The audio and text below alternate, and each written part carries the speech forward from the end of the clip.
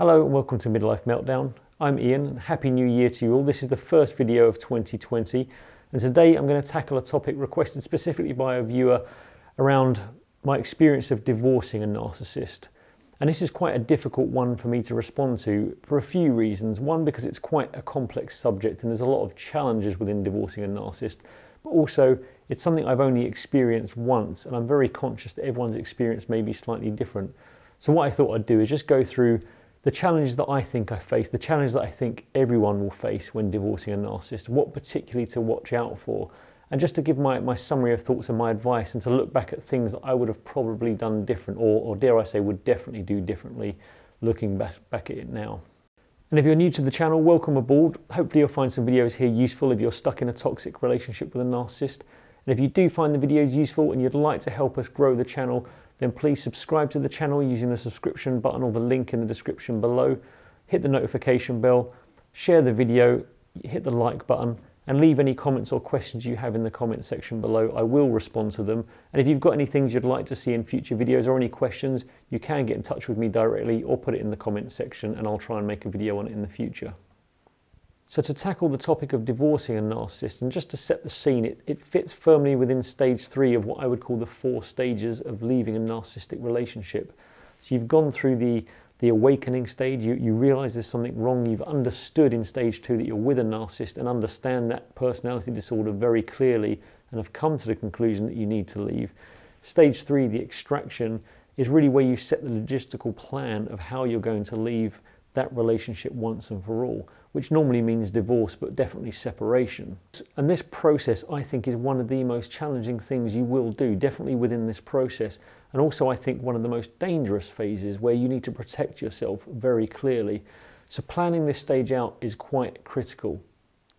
And in my opinion, there are a couple of key challenges within this stage that are extremely difficult hurdles to overcome. The first one being actually filing for divorce. Now, in my experience, despite knowing that I wanted to leave, despite knowing what kind of relationship I was in and knowing that it would not get any better and even really resenting all the abuse I'd gone through, actually filing for divorce still felt like a massive emotional hurdle to go through. So it's very difficult and it seems such a codependent thing to say, but actually pressing the button to file for divorce, for applying online, despite having filled out the forms a number of months ago and kind of being at the ready stage to do it, actually finally doing it was a really difficult thing to do. It's the only way I can describe it. It's very akin to having to put down an animal. I mean, I don't have children, but if you've seen previous videos, you'll know I'm a dog lover. I've always had dogs, and having to let a dog go is the only process, the only experience that I can compare it to actually ending that marriage once and for all. And that sounds like such a stupid thing to say because of the abuse you go through, but I still found it a significant challenge to actually physically do it. And now I'm not sure what the divorce process is like in different locations, but in the UK you go through effectively 2 stages. You petition for the first stage of a divorce, a decree nisi, which is effectively asking permission, asking a judge to effectively agree that you can divorce. And there are a number of reasons you can do that on it. You can do it based on infidelity, so that a partner's cheated and you have evidence of that. You can do it for unreasonable behaviour, which is the most common, which is effectively that your partner is behaving in such a way, which can be numerous reasons, from being dismissive to you, to spending too much time at work, to not looking after the children correctly. And that's why it's used the most commonly. And a third is desertion, that your spouse has gone away without your permission, which seems quite archaic in 2019 or 2020. But those are the 3 key reasons. The difficulty I had was I had evidence of a physical sexual affair and confirmation from that. And you have legally in the UK, you have 6 months in which to apply for a divorce on those grounds. And if you don't apply within the 6 months of finding out about the affair, then effectively you've legally condoned it. And that 6 months for me was a period where I really struggled to decide whether I should divorce or not. So the codependent side of me was still trying to work the relationship out, still learning a significant amount about narcissistic personality disorder, and still struggling with that decision. And actually, it's horrible to admit, and this is something I haven't told my family, but I actually let that 6 months lapse on the basis that we'd sat down and said, let's try and work it out. And actually, when I look back at the key moment where I decided that I had had more than enough and my brain switched from being sort of codependent and trying to hang on to the relationship to actively really wanting to get out of it, was the moment that after we'd had a significant stressful moment about letting that 6-month deadline slip and effectively putting all our chips back into the marriage, I found out 2 weeks later that within 4 days of us having that conversation, and quite a deep conversation, she'd been back in touch with a new supply again. And I remember in my mind, I remember saying to myself, Ian, this is just silly. And my mind went from trying to hang on to actually just thinking this is actually farcical and thinking it's quite funny. And that was really the moment that I could really clearly see the path out. But having let that 6-month deadline slide, I thought I'd left myself extremely vulnerable to being at the whim of my ex. Because in the UK, if you can't prove that there's a reason to divorce, you can have to wait up to 2 or even 5 years for the other party to agree, or for the judge to agree that a divorce is okay if you've separated for that period of time. So it's quite an archaic process that is going through reform, hopefully, but it all depends on the other party consenting or you having very clear evidence. Luckily, when I petitioned for divorce on grounds of unreasonable behaviour, on the basis that we'd agreed not to contact and she'd had previous affairs and she was still in contact, in a fit of anger and rage, she had agreed and signed the petition and agreed for the divorce, and that started that first process.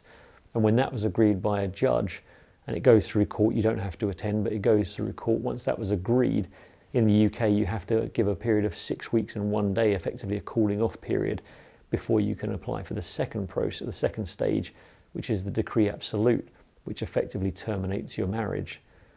And the horrible thing to admit here again is when that 6 weeks came up, I still had a real difficulty. In fact, I delayed that for probably around another month, a month and a half, just to press that button to say, I actually want to divorce. And that's, again, I feel slightly ashamed admitting that, because it feels like I'm a weak person by going through, at that time, what was significant abuse and significant arguments, and a lot of trauma, but still being slightly unwilling to terminate that 2 decades of relationship, still having a slight hope that something might work out. Even though it's not ultimately what I wanted, it was still a really, really difficult emotional hurdle to go through. And what made it slightly easier for me in that time was, at that point, as it was all going through, we'd arranged the purchase of the house, and I'd taken, transfer of the house into my name, and we'd gone through a financial settlement, and my ex had moved away. And at that point, that separation really started to make it easier for me to think our lives are separate now and actually file for divorce. The other aspect of filing for divorce that was quite an emotional challenge for me was the fact that when I did file for divorce, my ex was genuinely emotionally traumatized by it and reacted quite badly to it. And that speaks a lot about the emotional state, or the lack of emotional development, the emotional childishness of narcissists. So I genuinely believe it was very upsetting for her. And this is interesting because she was still in contact with the person she had an affair with. She had still planned to go and see the person she was having an affair with.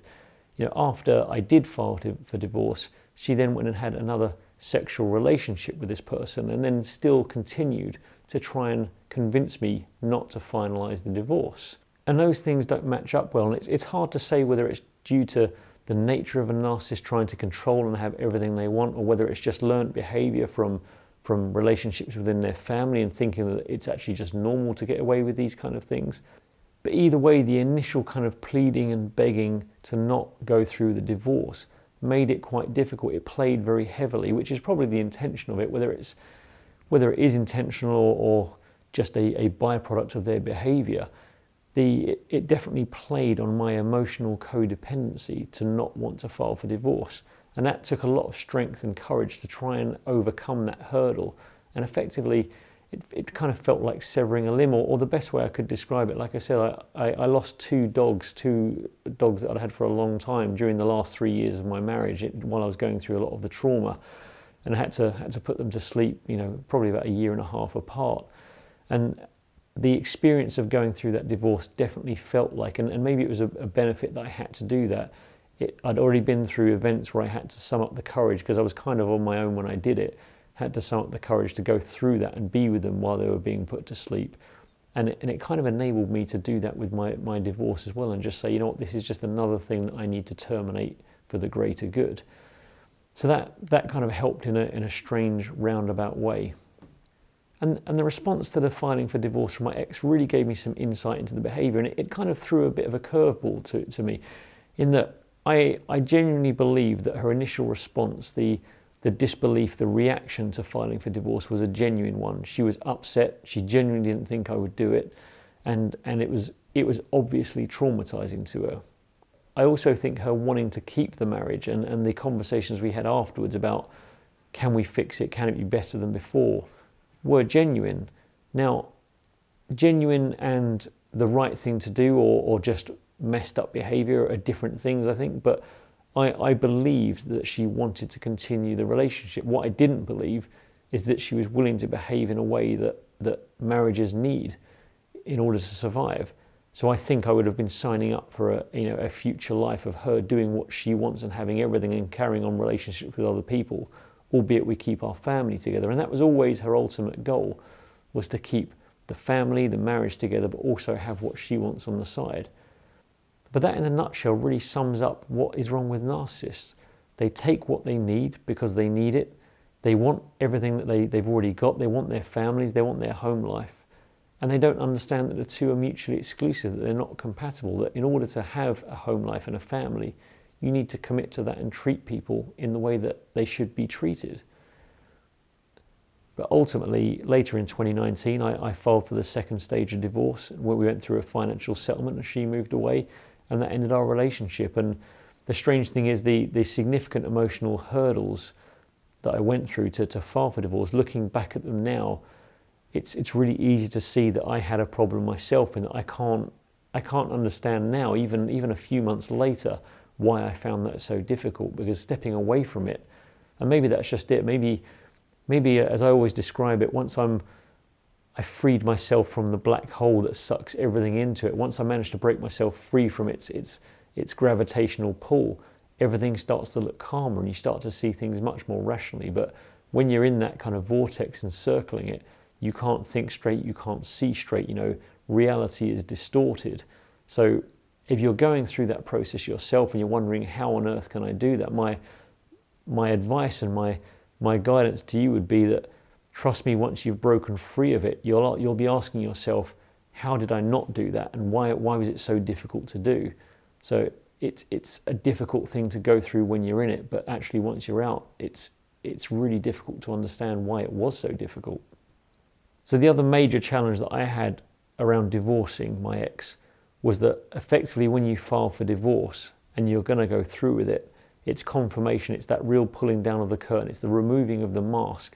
And at that point, the behaviour, in my case at least, significantly changed. So it went from emotional pulling, the begging and the pleading, the being nice, to actually being very, very aggressive and very nasty. So the relationship and the dynamic significantly changed from that point onwards. Now, I don't really want to go into too many details on video, but needless to say that from that point onwards, the abuse stepped up in terms of physical abuse, emotional abuse, and psychological abuse, and it really escalated. Now, the major mistake I made is once I'd filed for divorce, I trusted that we could sort things out, amicably, and that means sharing the family home. We were living in separate rooms, separate lives effectively, but because the house was in joint names, we both owned it, we thought we'd stay in there until we would separate and we'd be able to manage that. In hindsight, that turned out to be a very, very bad decision. So as the abuse stepped up, involved kind of more arguing, probably more aggressive arguing, more aggressive abuse. It involved lies being told to family members and friends. It involved the police sometimes. And genuinely coming out of that, I feel lucky to have my health. I feel lucky to have my freedom. And I feel lucky that I still have my job. And I still have some of my friends. And again, it's a difficult thing without going into a lot of detail, but it wasn't pleasant. And if I were to do it again, if I were to advise anyone else to do it, if you are going to file for divorce in that situation, and I understand this is difficult if there are children involved, in my case it was just animals, I would make the logistical plans to find separate accommodation and completely isolate your lives while going through that divorce process, because it can get extremely nasty once the mask is off, once the game is up effectively. Then the tactics go from playing emotionally to playing very, very kind of viciously and very tactically and very lethally. And that's really the key difference between stage 2 and stage 3. Is in stage 2, when you're understanding the narcissist and you're understanding the abuse you're going through, the approach of the narcissist is still to play on emotions, is still to manipulate. Is once you file for divorce, and once they know the game is up, and once you go through the logistics of actually walking away, the tactics change and they become a lot more aggressive and a lot more vicious, and you effectively become the enemy to the narcissist rather than a victim of their abuse or someone that they can look to control. And if they can't control you, a lot of the time they'll see you as the enemy and try and attack you, while finding new sources of supply and indulging in those. And that can be a very dangerous game, I think, in terms of what's being told to other people, in terms of what the narcissist may be willing to do if they see you as that enemy. And in my case, that could be quite severe. But also the amount of damage and the type of damage it will do to you as an individual. So as a slightly funny anecdote, I genuinely believe I was, through the types of arguments, through the types of abuse I was going through in that divorce process, I genuinely believe I developed PTSD type symptoms. And one example was we were living pretty much separate lives in the same house, but on one weekend I was walking out in the city near where I live, and I think I was going to look at a motorbike or something on my own. And I actually saw my ex, or who was my wife at the time, who I didn't know was going to be in the city at the same time, walking towards a car park that I was walking past. And my initial reaction, without even thinking, was to run away. I didn't want her to see me, and I was doing nothing wrong. I wasn't, I was with nobody. I was on my own, just doing something I wanted to do to try and give me a new focus. But my initial reaction was that of fear and to run from my ex so that she wouldn't see me. And there's no reason for that other than that I think I was extremely traumatized, and I didn't want her to see me there, and I didn't want to even speak to her, even though we were living in the same house and I would see her later that day. But that type of abuse really, really changes in profile, and I think looking back, I should have protected myself more, and a lot of the damage that I'm needing to get over now, and the trauma I'm going through now is stuff that was inflicted after the narcissistic abuse that became much more kind of like domestic abuse type of behavior, and that in a way is slightly easier to deal with, in that I think it traumatizes you very instantly. I think it's a lot easier to understand, but it does damage you in a way that you probably haven't been damaged through a narcissistic relationship. And it's something to avoid if you can, because it's just effectively accumulating more issues that you're going to have to deal with later. It's doing more damage to you that you may or may not recover from later on. And if you can, which I think is very possible, it will take you time and effort to go through. So if you can avoid that and protect yourself, that is what I'd recommend before you even go into the divorce process, is just think about how you're going to set your life as soon as you file for divorce. How are you going to protect yourself, and how are you going to set your life so that you take control instantly from that moment? So the last piece of advice I would give, given the change in nature of the abuse you may face once the game is up, once you become the enemy to the narcissist, is just to make sure that you protect yourself in any way that you possibly can. And although I don't mean physically, really, that may be a possibility, it's more around legal protection and making sure that you steer the outcome that you need from that relationship. So I would advise that don't underestimate the lengths a narcissist can go to when they're in a vindictive mood to ruin your life.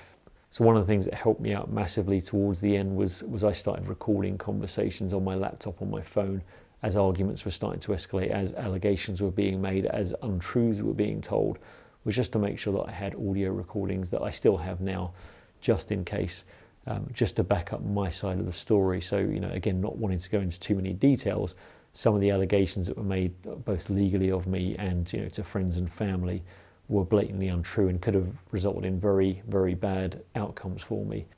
And some of those recordings not only protected me, but actually allowed me to diffuse the situation by playing them back to my ex and just saying, look, I have these recordings, listen to your behavior, this could get you in a lot of trouble, stop.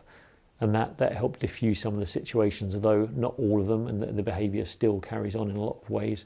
Now, I know in the US there are some states that have two-party consent laws, so it can be illegal to record conversations, so look into that if you're going to. But whichever way it is, looking to make sure that you have things separated. Look at your account passwords, go through your banks, your everything else. Make sure you've got your own passwords secured, you've changed everything you can. Make sure that it's only you have access to all of your accounts anywhere. And just try and do all that before you get to the point where the narcissist is aware and that they can start to inflict damage on you, because it is very likely to happen.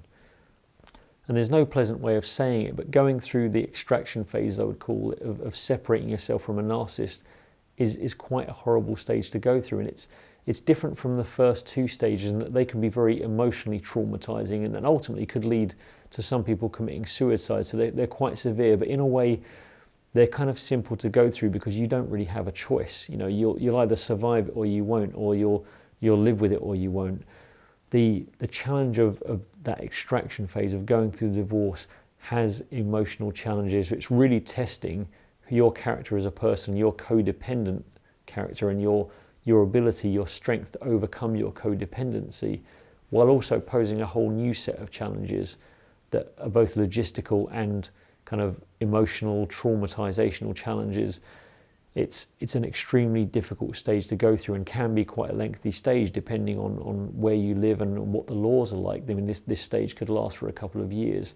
But that's why I think it's extremely important to make sure that you plan it well, make sure you set the conditions within that stage to benefit you the most. And I think the biggest part around that is when you make that decision to finally leave, is to make sure you have somewhere to go, some accommodation that's separate, and isolated, where you can start to begin the next journey, the fourth stage effectively, the healing stage. You can begin that as soon as you separate yourself. So my mistake was to try and really drag out and try and exit that very smoothly, which was almost impossible.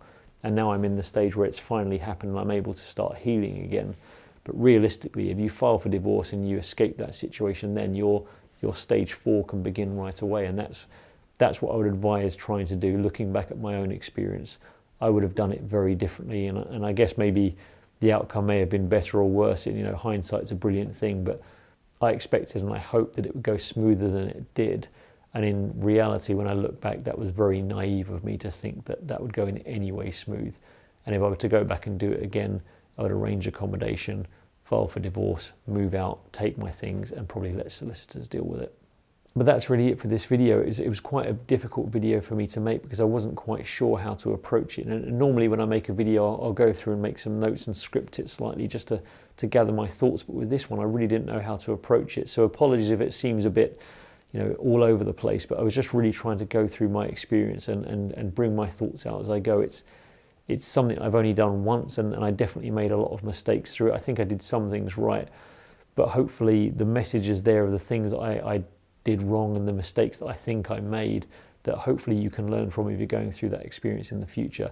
And if you are going through this experience right now, or this is something you're thinking of doing, then have the strength to go through it. There is light on the other side, I promise you, and it's good light. Having just come through Christmas with my family for the first time in however many years, it feels like a different life, and it feels like I'm reconnecting with who I was in a massive way.